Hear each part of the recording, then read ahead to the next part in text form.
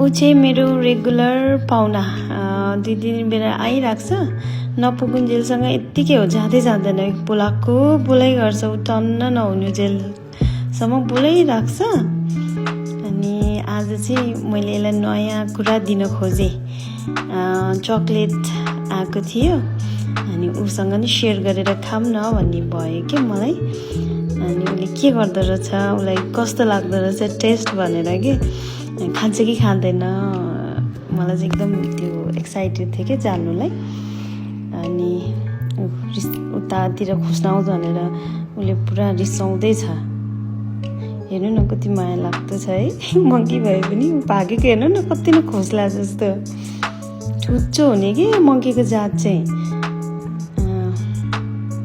मैले उसलाई पछि बिस्कुट पनि दिएको थिएँ कि उसलाई यो चक्लेटको टेस्ट एकदम मन पऱ्यो के अरे अनि मिठो मानेर खायो पछि त अनि बिस्कुट त उसले सबै फिचरेर फालिदियो हौ त्यो मिठो भयो थियो होला कि उसको टेस्ट बिस्कुट त पछि खाएन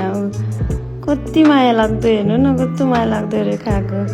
होइन त बिचरा